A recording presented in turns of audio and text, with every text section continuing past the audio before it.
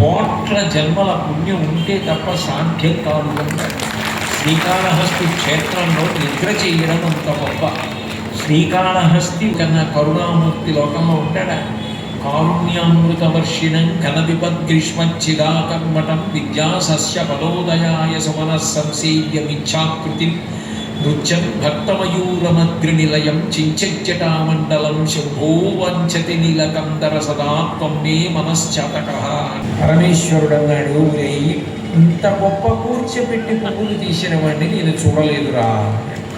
రంగస్య కూర్చాయతే గండూషాంబు నిషేచనం పునరిపో దివ్యాభిషేకాయతే. ఆ నోట్లో ఉన్న ఎంగిలి నీళ్లు శివలింగం మీద ఉడిశాడు.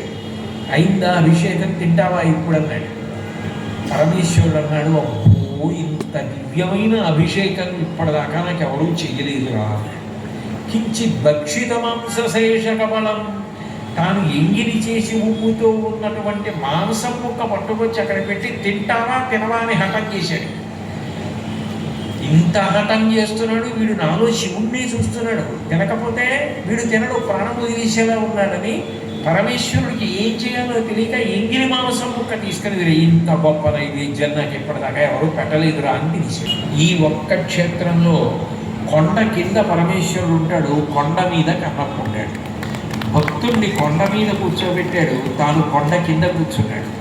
తన ఆలయంలో తెర తీసేటప్పటికీ తాను మొట్టమొదట చూడాలనుకునేది ఎవరిని అంటే ఆ కన్నప్పని.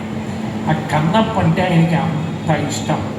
ఆ భక్తి ఆయనకి కావలసినది కేవలము భక్తి. ఆయనకి పటాటోపం. మరి ఇన్ని ఉపకారాలు చేస్తుంది. కాల్చి శరీరంలో ఎక్కడ మాంసం అయితే బాగా